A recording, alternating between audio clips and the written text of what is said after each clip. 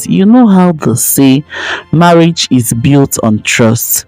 Well, I had that, or at least I thought I did. When Jeremy and I got married, I imagined the next steps would be like every other fairy tale stories.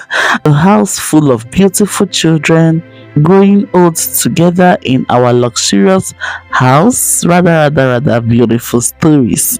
But what I got was something entirely different. I remember the first time we talked about having kids. We were still in the honeymoon phase, all sparkles and hope. I hadn't even thought that there might be a problem. Why would I? I was 30 and full of life, healthy and full of dreams, beautiful dreams. But after the first year of trying, nothing happened. It's too early to conclude just yet, so we weren't bothered at all. We enjoyed each other's company, and that's all that mattered. So we thought. Another year went by, and still nothing. By the third year, I knew something was wrong. Could it be just one mistake from my past? The biggest mistake I made in my teens. Just once. The doctors put me through series of tests. Name them: blood work, ultrasounds, invasive procedures. They poked, prodded, jabbed at me like I was some sort of science experiment. The results always came back the same: inconclusive. There wasn't anything wrong with me, but still I couldn't get pregnant. The pitying looks from the doctor started to feel like daggers. Jeremy never once suggested he should get tested, and when I asked, he brushes it off and said to me, "Babe, I've got you, and that is all that matters. Children will always come, and at the perfect time." That line always made me realize what a rare gem I have as a husband. It gave me some strings of hope that I am not alone on this TTC journey. I bless God for giving me such a man as a husband at the time that life has turned against me. Oh, his parents. His mother's disappointed sighs and quiet whispers at family gatherings. Maybe she's not trying hard enough, she would say to Jeremy when she thought I couldn't hear. Women of today are too focused on their careers and having flat stomach, bottle-shaped perfect figure eight, other than having kids. His father would pat my back, smiling through the awkward silence. I could feel their judgment every time I walked into that room. I knew they blamed me, or could it be just me guilt-tripping myself? But Jeremy, he stayed silent. Sometimes he tries his best to caution his mom from saying hurtful things to me, but on rare occasion. By the time we hit year 4, that's our 4th year, we turned to IVF. It was supposed to be our saving grace. I went through the hormone injection, nausea, the exhaustion, all of it. Twice I thought it worked. Twice I let myself believe I would be a mother. And twice I failed. My lovely Jeremy was always with me through it all, through thick and thin. Was he truly being supportive or trying to hide something? This is something I'm just thinking out loud right now. The first time IVF failed, it was so crushing, but the second time broke me entirely. I couldn't even look at myself in the mirror without feeling like I was a complete failure, losing a piece of myself, and still Jeremy was so distant. too calm, like none of it fazed him. He would say the right things, like, "It's okay, darling, we will try again." But I felt there was something he wasn't telling me. Few months later, something happened. We went for our usual doctor's appointment. We sat in our doctor's office waiting for him to return because he has gone to the next door down the hallway to pick up prescription book he forgot to pick up earlier. Jeremy excused himself to take a phone call. Out of boredom, I picked up my file from the table, flipping through it without paying attention to anything in particular, until I saw something very odd. It was just one line, hidden in all the medical jargon and the usual doctor's signature scribbles. You know how doctors write. But this particular line stood out. It was written in bold letters, "Sperm donor source B." I stared at it, my heart hammering in my chest. My mind raced, trying to make sense of what I was seeing. Sperm donor source B? What does that mean?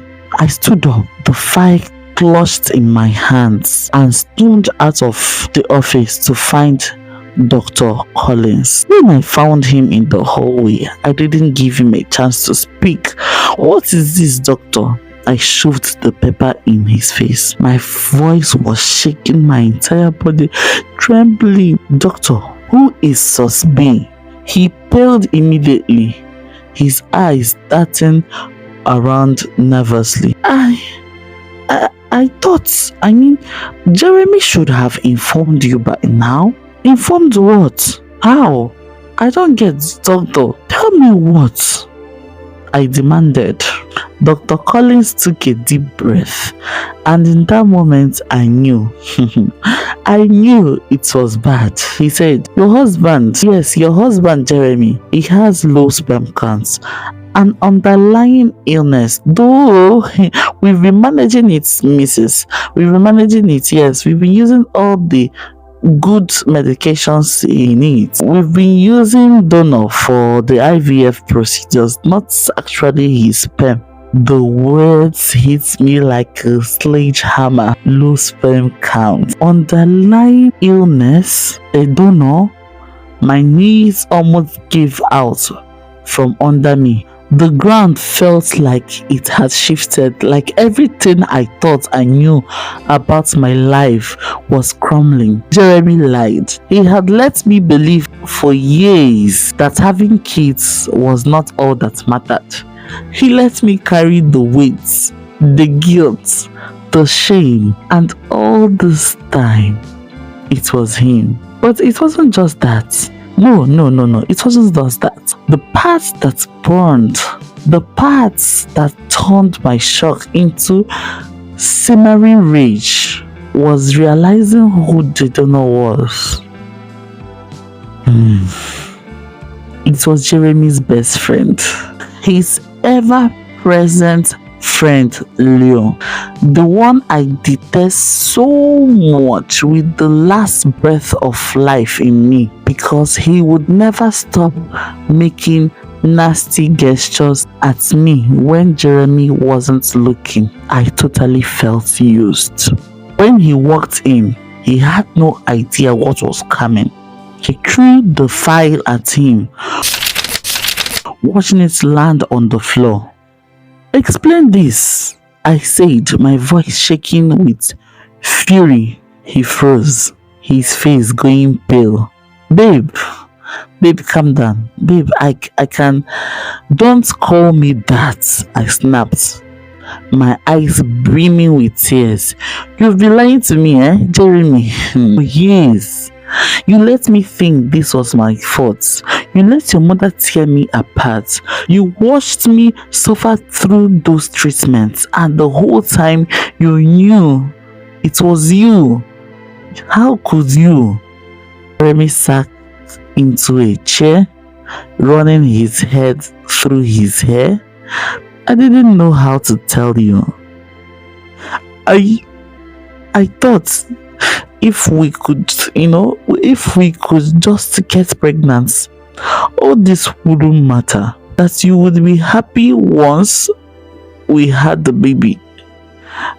With Leo, I spat. He flinched. I trusted him. We've been friends for years. And he offered. I just wanted to give you the family you wanted. I stared at him, heartbroken, but not like this. You took away my choice, Jeremy. You lied to me. You let me live a lie.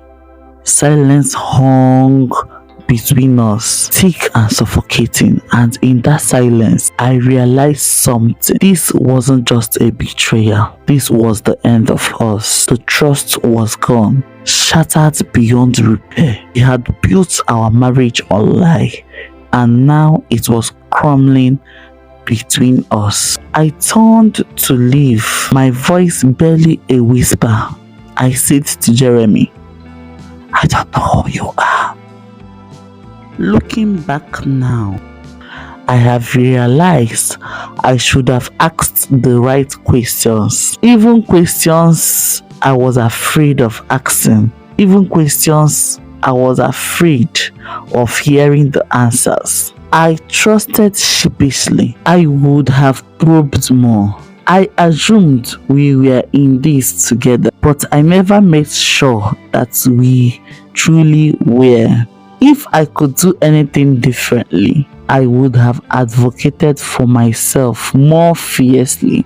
I would have not let the blast from the past, the mistake of my teen, to hurt the present me. Now, as I pen down my experience in tears, in the aftermath of deception, I know one thing for certain: never let your hope blind you to the truth, and it is still never late to dust your feet from your past and move on.